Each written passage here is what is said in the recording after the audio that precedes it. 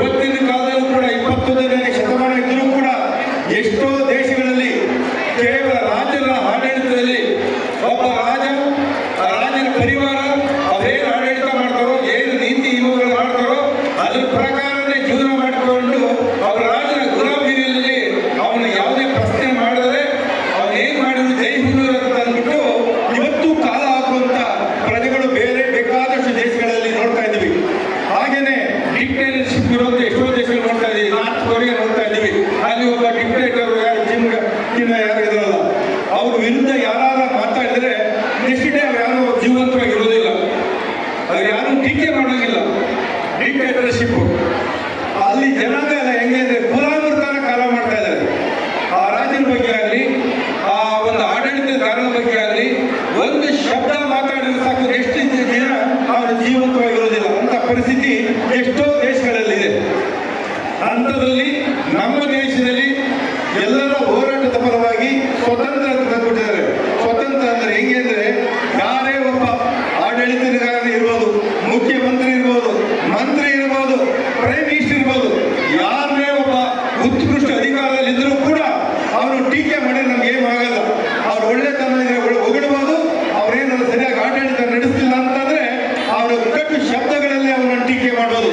ಅಷ್ಟು ಸ್ವತಂತ್ರ ಇದ್ದಿದೆ. ಯಾರು ಕೂಡ ಸುಲಭವಾಗಿ ಟೀಕೆ ಮಾಡಿದಂತ ನಮ್ಗೆ ಯಾರಿಗೂ ಟಚ್ ಮಾಡೋಕ್ಕಾಗೋದಿಲ್ಲ. ಅಂತ ಸ್ವತಂತ್ರ ನಮಗಿದೆ. ಅದೇ ರೀತಿ ಸ್ವತಂತ್ರ ಆದ್ಮೇಲೆ ಡಾಕ್ಟರ್ ಅಂಬೇಡ್ಕರ್ ಅವರು ಬರೆದ ಸಂವಿಧಾನದಲ್ಲಿ ಅನೇಕ ಮೂಲಭೂತ ಸೌಕರ್ಯಗಳನ್ನ, ಮೂಲಭೂತ ಹಕ್ಕುಗಳನ್ನ ಕೊಟ್ಟಿದ್ದಾರೆ. ಅದರಲ್ಲಿ ವಿದ್ಯೆ ಕಲಿಬಹುದು. ಮುಂಚೆ ವಿದ್ಯೆ ಕಲಿಯಕ್ಕೆ ಕೆಲವರು ಮಾತ್ರ ಅವಕಾಶ ಇತ್ತು, ಶೂದ್ರರಿಗೆ ಅವಕಾಶ ಇರಲಿಲ್ಲ. ಈಗ ಯಾರು ಬೇಕಾದ್ರೂ ವಿದ್ಯೆ ಕಲಿಬಹುದು ಅಂದ್ರೆ ವಿದ್ಯೆಯ ಒಂದು ಹಕ್ಕನ್ನ ಸಂವಿಧಾನ ಸೇರಿಸಿದ್ರು. ವಾಕ್ ಸ್ವಾತಂತ್ರ್ಯ ಕೊಟ್ಟರು. ವಾಕ್ ಸ್ವಾತಂತ್ರ್ಯ ಅಂದ್ರೆ ಗೊತ್ತಿದೆಯಲ್ಲ ನಿಮಗೆ? ಪ್ರತಿಭಟನೆ ಮಾಡೋದು, ಅನ್ಯಾಯ ಏನಾದ್ರೆ ಪ್ರತಿಭಟನೆ ಮಾಡೋದು. ಯಾರಾದ್ರೂ ಆಡಳಿತ ನಡೆಸೋದು ಕೆಟ್ಟ ರೀತಿಯಲ್ಲಿ ಆಡಳಿತ ನಡೆಸಿದ್ರೆ ಅವ್ರ ವಿರುದ್ಧವಾಗಿ ಮಾತಾಡೋದು, ಪ್ರತಿಭಟನೆ ಮಾಡುವಂತ ಹಕ್ಕು, ವಾಕ್ ಸ್ವಾತಂತ್ರ್ಯವನ್ನು ಕೂಡ ನಮ್ಮ ಸಂವಿಧಾನ ನಮಗೆ ಕೊಟ್ಟಿದೆ. ಅದೇ ಸಮಾನತೆ ಹಕ್ಕು.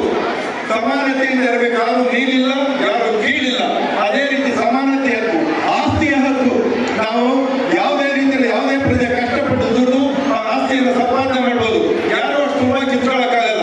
ಮುಂಚೆ ರಾಜ್ಯದ ಕಾಲದಲ್ಲಿ ಆಯ್ತು ಅಂದ್ರೆ ಯಾರು ಆಸ್ತಿನ ಬೇಕಾದ್ರೆ ಯಾವತ್ತು ಬೇಕಾದ್ರೂ ಅವ್ರು ಮುಟ್ಕೊಳ್ಳೋಕ್ಕಾಗೋದಾಯ್ತು. ಇವತ್ತು ಅಷ್ಟು ಸುಲಭ ಇಲ್ಲ. ಕೋರ್ಟು ಕಚೇರಿ ಇದೆ, ಅಷ್ಟು ಸುಲಭವಾಗಿ ಯಾವುದೇ ಒಂದು ಆಸ್ತಿಗಳನ್ನ ಟಚ್ ಮಾಡೋಕ್ಕಾಗಲ್ಲ. ಹೀಗೆ ಹೇಳ್ತಾ ಹೋದ್ರೆ ಬಹಳಷ್ಟು ಹಕ್ಕುಗಳನ್ನು ನಮಗೆ ಕೊಟ್ಟು ಸ್ವತಂತ್ರವಾಗಿ ಸ್ವತಂತ್ರದಿಂದ ಬದುಕುವಂತ ಒಂದು ರೀತಿಯಲ್ಲಿ, ಸ್ವಾಭಿಮಾನದಿಂದ ಬದುಕುವಂತ ರೀತಿಯಲ್ಲಿ ನಮಗೆ ಸ್ವತಂತ್ರವನ್ನು ಕೊಟ್ಟು ಸಂವಿಧಾನದ ಮೂಲಕ ರಚನೆ ಮಾಡೋದ್ರ ಮೂಲಕ ನಮ್ಮ ಎಲ್ಲ ಹಕ್ಕುಗಳನ್ನ ಕೊಟ್ಟಿದೆ. ಅದನ್ನ ನಾವು ದುರುಪಯೋಗ ಪಡ್ಕೋಬಾರ್ದು. ಏನು ಸ್ವತಂತ್ರ ಕೊಟ್ಟಿದೆ ಅದನ್ನ ದೇಶದ ಅಭಿವೃದ್ಧಿಗೋಸ್ಕರ ನಾವು ಸೂಚಿಸಬೇಕು ಹೊರತು ಅದನ್ನ ಸ್ವೇಚ್ಛಾಚಾರಕ್ಕಾಗಲಿ, ಗುಂಪೆಟ್ಟದಕ್ಕಾಗಲಿ, ಜಾತೀಯತೆ ಮಾಡೋಕ್ಕಾಗಲಿ, ಧರ್ಮ ಭೇದ ಮಾಡೋಕ್ಕಾಗಲಿ ಯಾವುದಕ್ಕೂ ಕೂಡ ಉಪಯೋಗಿಸಬಹುದಾಗುತ್ತೆ. ನಾವೆಲ್ಲ ಇಂಡಿಯಾದಲ್ಲಿ ಇರ್ತಕ್ಕಂಥವ್ರು ಪ್ರತಿಯೊಬ್ಬ ಪ್ರಜೆನೂ ಕೂಡ ಸಮಾನರು ಅಂತ ಒಂದು ಸಂವಿಧಾನ ಹಕ್ಕಿದೆ. ಅದರ ಪ್ರಕಾರ ನಡ್ಕೊಂಡು ನಾವೆಲ್ಲ ದೇಶದ ಅಭಿವೃದ್ಧಿಗೆ ಶ್ರಮಿಸಬೇಕು ಹೊರತು ನಾವು ಬೇರೆ ಯಾವುದೇ ಒಂದು ಜಾತೀಯತೆಗಾಗಲಿ, ಧರ್ಮದ ವಿಚಾರ ಕಿತ್ತಾಡಕ್ಕಾಗಲಿ, ಒಗ್ಗಟ್ಟು ನಮ್ಮ ದೇಶದ ಒಗ್ಗಟ್ಟನ್ನ ಒಡೆಯೋದಕ್ಕಾಗಲಿ ಪ್ರಯತ್ನ ಮಾಡಿದ್ರೆ ಇಡೀ ದೇಶ ಎಲ್ಲ ಜನಾಂಗ, ಎಲ್ಲ ಧರ್ಮದವರು ಕೂಡ ಒಗ್ಗಟ್ಟಾಗಿ ನಾವು ದುಡಿದಾಗ, ಒಗ್ಗಟ್ಟಾಗಿ ನಾವು ದೇಶದ ಅಭಿವೃದ್ಧಿಗೆ ಶ್ರಮ ಪಟ್ಟಾಗ ಖಂಡಿತವಾಗೂ ಕೂಡ ದೇಶ ಅಭಿವೃದ್ಧಿ ಆಗುತ್ತೆ. ಸ್ವತಂತ್ರ ಬಂದ ಮೇಲೆ ನಮ್ಮ ದೇಶ ಕೂಡ ಬೇರೆ ಯಾವ ದೇಶಕ್ಕೂ ಕಡಿಮೆ ಇದ್ದಂತೆ ಅಭಿವೃದ್ಧಿಯನ್ನು ಸಾಧನೆ ಮಾಡ್ತಾ ಬಂದಿದೆ. ಶಿಕ್ಷಣ ಕ್ಷೇತ್ರದಲ್ಲಿರ್ಬೋದು. ಇವತ್ತು ಶಿಕ್ಷಣಕ್ಕೆ ಬೇರೆ ದೇಶದಿಂದ ನಮ್ಮ ದೇಶಕ್ಕೆ ಹೋಗಕ್ಕೆ ಬರ್ತಾರೆ. ನಮ್ಮ ಬೆಂಗಳೂರಿಗೆ ಅಷ್ಟೇ ಎಷ್ಟು ದೇಶಗಳಿಂದ ಬಂದು ನಮ್ಮ ಬೆಂಗಳೂರು ಸ್ಟಡಿ ಮಾಡ್ತಾ ಇದ್ದಾರೆ. ಹಾಗೆ ಶಿಕ್ಷಣ